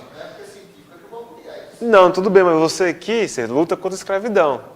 Para quê? Para se desenvolver um sistema melhor, não é? Ou você prefere ficar na escravidão? Aqui também, você luta contra o capitalismo para desenvolver um sistema mais desenvolvido, não é melhor, mais desenvolvido, né? Em todo lugar foi ruim, não é só lá. Se você for se o capitalismo na Guiné-Bissau, deve ser uma bosta também. Se tiver. É uma questão da violência também, do uso da força. A resistência dos escravos, a luta contra a escravidão, é uma luta violenta, em último caso, né? Você também desenvolve o regime ou o sistema através da violência, né? Não da paz, né? É assim, se desenvolve. Posso? Cosme. Desculpa. Só uma réplica. O companheiro tem uma definição muito legal sobre o problema que ele está colocando aqui. Para o Marx, o socialismo, o comunismo, seria o fim da pré-história do homem. É porque nós trabalhamos com a versão de pré-história da academia. Para o Marx, Isso é fantástico. Quando o companheiro me falou disso, isso liberta qualquer julgamento moral. Escravismo, capitalismo, feudalismo, isso é uma fase embrionária da humanidade. Quando nós chegarmos ao socialismo, o homem vai se emancipar de tudo isso aí. É essa a compreensão que tem. Porque senão fica, como você disse, com um julgamento moral. Ah, foi ruim, foi bom. Claro que foi ruim. Mas a gente... Na verdade, tudo é ruim, né? O que é bom hoje em dia? É difícil você achar uma coisa... Roma foi ruim. É difícil achar coisa positiva hoje em dia, Entendeu? falei. Mas o companheiro Rui tem essa definição do marxismo. O Marx, ele trata, quando nós chegarmos ao socialismo ou ao comunismo, será, enfim, a libertação geral do homem. Mas aí o homem vai começar a sua vez de ter história. Começa a ter história, porque de fato, você matar 6 mil pessoas a tiro por ano é um negócio meio bárbaro, né? Obrigado. Meio selvagem, talvez. Eu não sei Você tinha perguntado uma outra coisa, Zé. E eu acho que essa pergunta você tinha colocado num outro debate nosso já, hein? Mas enfim, vamos lá. Diga lá, Henrique. O que a gente tem na internet ainda? Vamos lá. Próxima pergunta da internet é a seguinte. O Igor Antônio ele pergunta: Juliano, como a pseudociência eugenista foi usada no Brasil? Eugenia é aquele negócio da raça, né? Que a raça... Eu sei o seguinte, que uma das justificativas que deram para a escravidão é que o negro é mais adaptado à escravidão. Beleza, né? Você olha assim, você, puta, que coisa, hein, meu? Eu não sabia, mas já que é assim, nós somos adaptados a isso, vocês são mais fortes, lógico. O cara tá há 500 anos lavrando a terra, avô, o cara cresce, o filho vai ficando mais forte que o outro, lógico. Lá pelas tantas, seu corpo fica mais adaptado para aquele negócio, mas não justifica a escravidão. Não. Aí o negro, ele não é só isso daí, não. É um corpo mais adaptado. Você vê como é que o racismo é engraçado, né? O negro é mais adaptado para o trabalho braçal, porque é mais forte e tal. Ao mesmo tempo, o negro não tem nenhuma afinidade para o intelecto, para a música, para a cultura e para a arte. Por isso, nosso camarada foi chamado de crioulo do violão quando esteve na universidade, né? Mas não foi só não, os esportes foram usados isso daí, né? Natação mesmo. O pessoal criou um mito de que negro não pode nadar. Porque os ossos são mais pesados. Osso pesado, cara, onde que tiraram isso daí? Porque se é assim, os brancos deveriam ganhar nos 100 metros rasos, porque se o negro não é pesado, o que ganha negro nos 100 metros rasos e o branco ganha na piscina? Não tem condição. Mas fizeram muito disso daí, eles... Deixa eu ver se eu lembro mais. A escravidão era isso daí. Teve... A religião também, da religião... que tinha... Não, tem tudo isso aqui, o negro é ligado com a religião demoníaca, que a gente não poderia ter nenhum tipo de religião particular da própria África.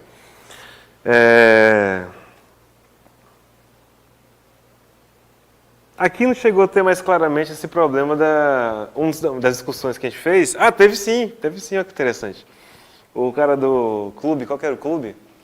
Que veio aqui, rapaz, falar com a gente, o clube Aristocrata Clube, um clube só de preto aqui de São Paulo.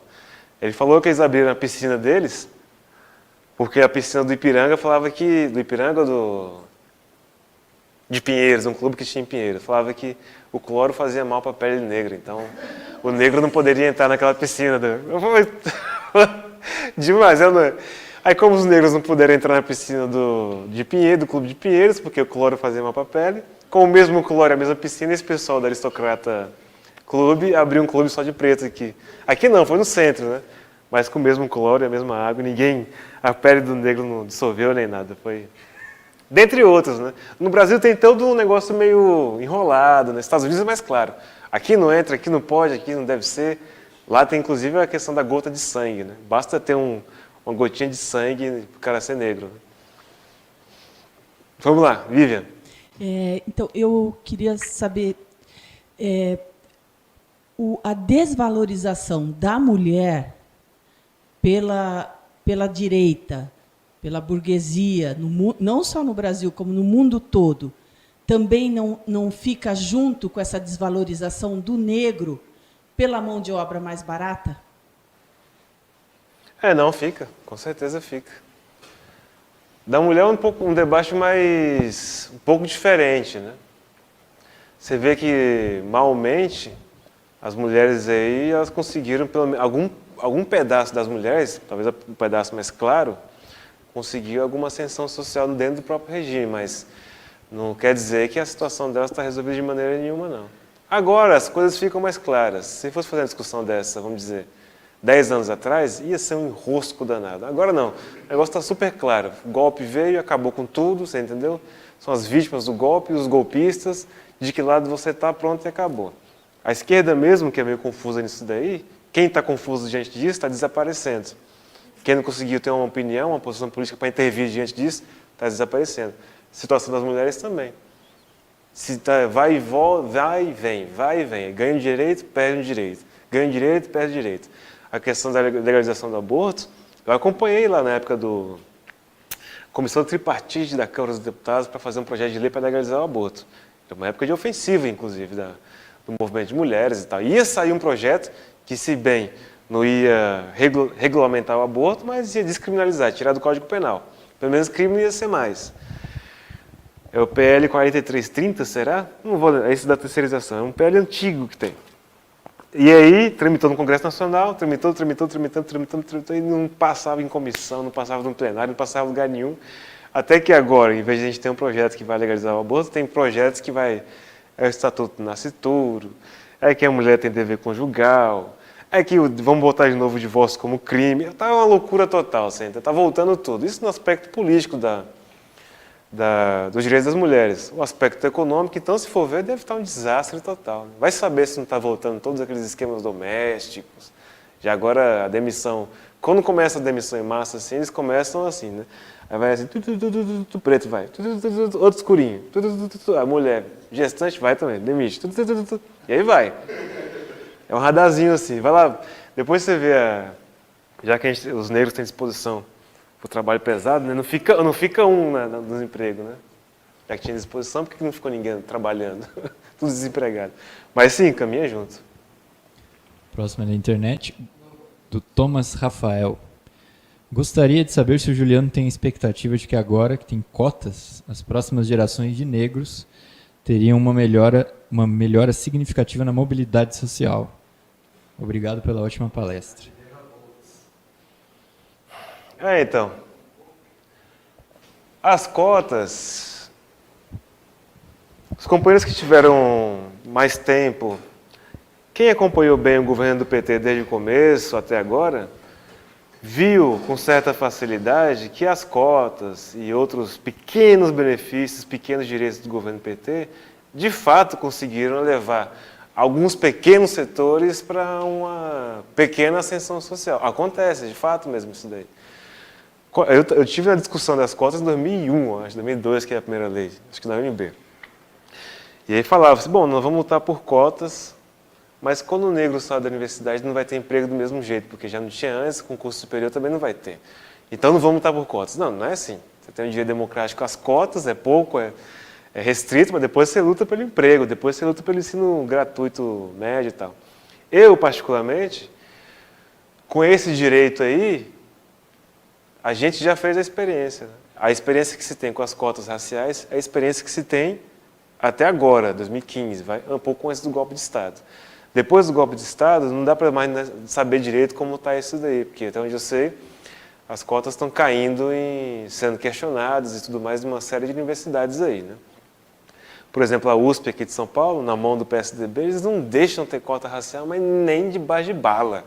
Aqui é cota social, cota racial não, porque cota social vai resolver o problema. Eles tiveram cota social por 50 anos aí, e todo pobre que entrava na USP era branco, era claro, que preto não vai entrar aqui mesmo. Depois tentaram colocar a cota racial, também não passou. Então, a USP, que é deste tamanho, e outras universidades, finalmente nem fizeram experiência com as cotas raciais.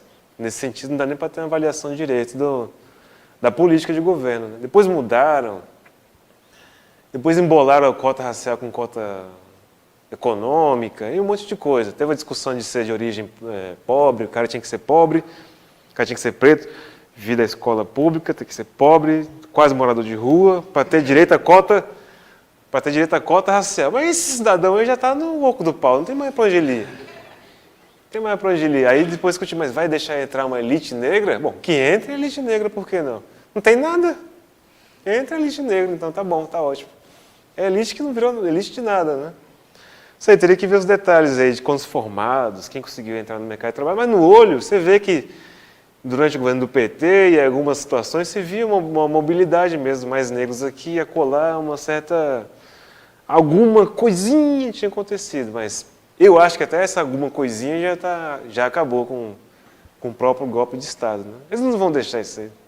Cara, chegar um negrão lá dando aula na USP, lá, o cara entra na medicina, tem um médico negrão lá. Ou é cubano, ou para mandar prender. Eles não deixam, não. Os cubanos aqui, eles não mandaram embora? Não foi? Devolveram para os médicos cubanos?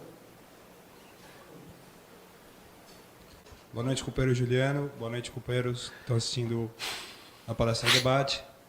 Eu queria, na verdade, 2 comentários do companheiro Juliano. Um foi de uma reportagem do Valor Econômico, acho que 2 meses atrás, que referenciava uma outra reportagem da Bloomberg, que falava existe uma diferença salarial e de renda entre as pessoas negras e as pessoas brancas nos Estados Unidos e ninguém sabia por quê.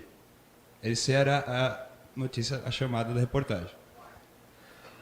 A segunda é sobre uma afirmação do astrofísico Neil deGrasse Tyson, estadunidense, que é um dos poucos homens negros que você vê na parte de ciências naturais, mas ele fez uma afirmação que é a seguinte: provavelmente o próximo Einstein morreu de fome na África em alguma guerra, ou com doenças, ou com malárias, ou com, enfim, algum tipo de doença que atinge país terceiro mundo.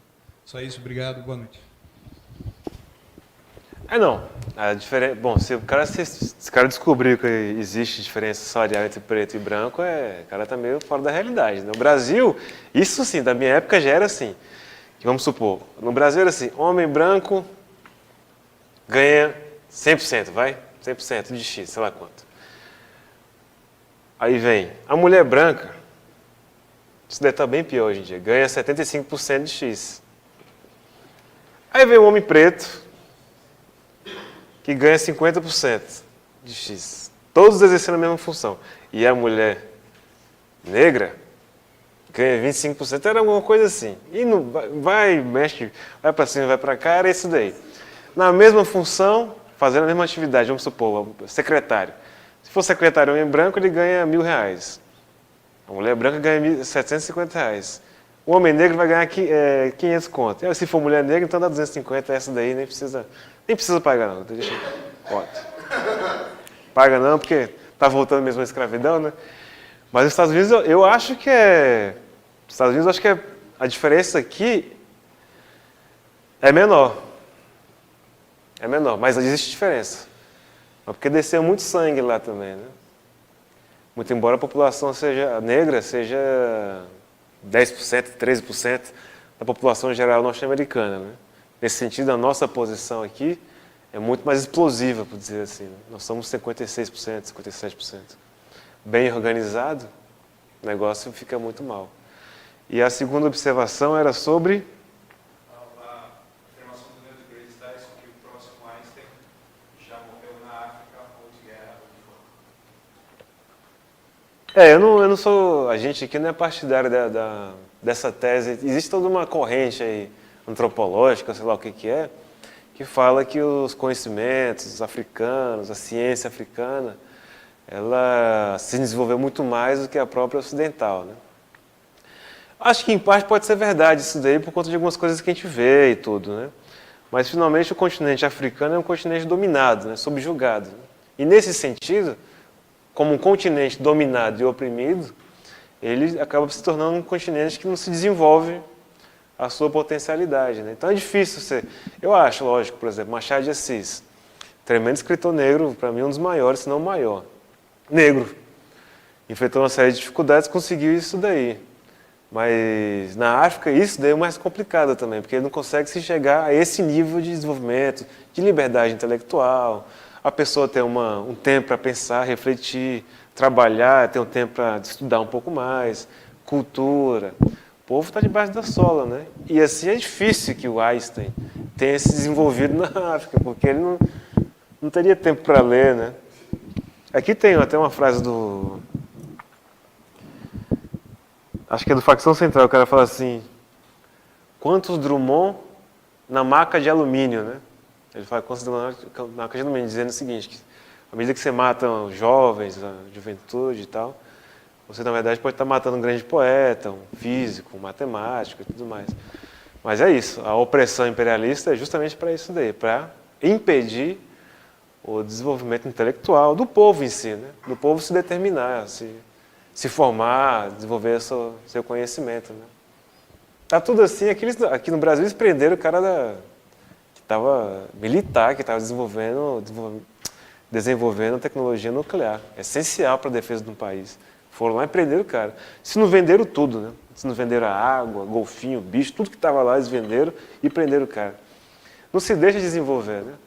Vai saber se, com uma luta de libertação nacional, a que ponto a gente pode chegar de independência econômica, física, teórica, sei lá, política, qualquer que seja, mas estamos a caminho disso daí ainda, né? Tem muita gente boa, lógico, não dá para desconhecer isso de jeito nenhum. Mas em quantidade não, são gente que superou dificuldades, muita dificuldade. Nós temos aqui o escritor Oswaldo de Camargo, que a academia não dá um quissuco para ele, dá um centavo, a gente faz esforço para trazer o cara para falar aqui, porque o cara é um monstro da literatura negra brasileira, mas a gente é que dá valor. Bom, o Desse pergunta o seguinte, se você pode relacionar o movimento dos direitos civis nos Estados Unidos e o seu impacto nos movimentos negros da época no Brasil. Não sei como é que a gente está de horário também, Henrique. Aqui como é que é? A gente vai até... Até meia-noite dá, né? Se for até meia-noite, tem que trazer uma cerveja. Deixa eu te falar. Quanto tempo tem aí, Pedro? 1h45? Vamos mais 15 minutos? Então vocês calculem aí. Aqui é o seguinte, ó. Companheiro desse, nosso eterno parceiro, né?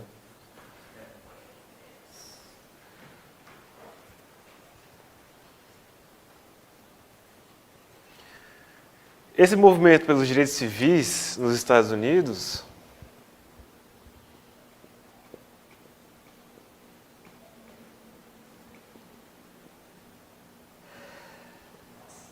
ele ganha, inicialmente, no Brasil, uma perspectiva cultural. Ele ganha uma perspectiva cultural do Black Power, por exemplo. Toda uma cultura negra, vamos dizer assim, de afirmação do negro, da cultura negra, etc. e tal. Por quê? No Brasil, o racismo era tão brutal que não precisava de lei. Lá eles tiveram as famosas leis de Jim Crow, que o cara era assim, banheiro colored people e... É tudo separado. Para quem era pintado, né, preto, banheiro para preto e banheiro para branco. Então foi separando tudo e o movimento de direito civil buscou a integração do negro nesse sistema aí. A integração, acabar com essa divisão e que o negro fosse absorvido pelo regime constituído. Essa luta de integração, aqui no Brasil, ela não encaixou muito bem. A luta que se encaixou melhor aqui no Brasil foi a que se desenvolveu depois dos direitos civis, que é a luta armada, né? As Panteras Negras e tal. Idas e vindas também, né? Porque enquanto eles estavam lá na luta pelos direitos civis, aqui a gente ia entrar nos anos de chumbo, né? Então, se você pegar de 84, de 64 a 85, que é um período quase concomitante ao movimento dos direitos civis e os Panteras nos Estados Unidos, a organização política do negro aqui no Brasil ela é estancada. Ela sofre é estancada. Até aqui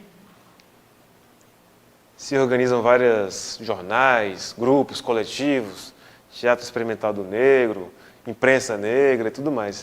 Com o golpe militar, essa organização política do negro, ela sofre um estanque. A produção cultural do negro, a produção intelectual do negro com a ditadura militar, ela é praticamente enforcada, ela para. O desenvolvimento está travado, né? Tanto é que depois que acabou a ditadura militar em 85, explodem uma série de organizações, o negro sai até com a ideia de montar um partido de negros, livros, culturas, bandas, etc. e tal, porque até aqui estava sufocada a organização política, não só do negro, mas no geral. Então, os direitos civis chegam aqui com Black Power, com cabelão, com as luvas, com as roupas e tudo mais, e só. Depois ele se organiza, o MNU vem a se organizar, acho que estava engano, em 78, a assembleia deles que eles fazem na Sé, né? Tem toda uma tendência mais esquerdista de enfrentar o regime, tem toda uma tendência de se integrar ao regime, então tem toda uma tendência de também montar um Estado, uma organização só de negros e tudo mais. Então, nessa medida que tem alguma influência, isso é até onde sei, né? Não podemos dizer que, por exemplo, Paulo César Caju é uma influência do movimento de direitos civis. Caju ele vai para os Estados Unidos e volta com Black Power, e aqui já era uma febre total, né? Vários jogadores tiveram manifestação política em defesa dos Panteras Negras, do movimento de direitos civis, né? Mas, organizadamente, isso é uma coisa importante se dizer. Esse período de ditadura militar ele é um período de... enforca-gato, como chama, né? O movimento negro ficou enforcado esse período todinho aí. Político em geral como um todo, mas o movimento negro é mais defasado ainda, né? Mais problemático. Se você pegar o movimento sindical, se organizou. Hoje em dia tem, sei lá quantos sindicatos aí, 10 mil, 15 mil sindicatos. É um movimento organizado. Agora, quantas organizações de negros nós temos hoje no país, por exemplo? É uma organização política. É pouca? É pouca, sim. Se não for nenhuma, né? Se for pegar uma organização regular, com imprensa, reuniões regulares, vamos supor, há 5, 10 anos assim, é difícil achar. A gente teve aqui conosco, até os companheiros do MNU, contando a experiência deles com o jornal, né? Com a imprensa, o movimento negro, a dificuldade que é o negócio, né? Muito difícil. Pode. De novo, a discussão está tão boa que dá vontade de fazer várias perguntas, centenas às vezes. Mas assim, voltando à questão do eugenismo que o companheiro aí da internet colocou, a gente teve dois cidadãos aqui que foram artífices do eugenismo brasileiro nos anos 1850 e 1860. Um é um tal de Nina Rodrigues e o outro é o Silvio Romero. Eles defendiam claramente a inferioridade negra. O negro sendo um sujeito inferior. E aí eu falei em off aqui da religião. As religiões, tanto protestantes quanto católicas, partiram do princípio daquele caso de Noé, que ele toma umas cachaças, umas canjibrinas lá no dia lá do dilúvio, lá, os dias do dilúvio lá, ele toma umas canjibrinas. Aí o filho dele, o cão, viu ele, em vez de cobrir ele lá aí ele começou a tirar sarro do pai. Aí o Noé falou assim, já que é assim, então tô te amaldiçoando. Você vai para uma terra que não vai render mais nada. Tudo que você fizer agora não vai virar mais nada. Aí os caras já usaram essa interpretação aí, disse, então o cão foi para África. Como ele pisou na África, lá não virou mais nada. Até o Marco Feliciano falou isso uns 3, 4 anos atrás. Assim, não sei o que lá. O Haiti também tem essa, é o voodoo do Haiti, né? Tem esse lance aí. É o voodoo, como é o voodoo. Que eu queria fazer. Vamos lá. Não, eu só queria passar, você falou do Facção Central, né, que é um grupo de rap, um companheiro ali nos comentários colocou também, já que a gente está falando disso, né, tem uma resistência boa aqui no Brasil, do rap nacional, uma frase também do Racionais MCs, inteligência e personalidade, mofando atrás da porra de uma grade. É bem forte também.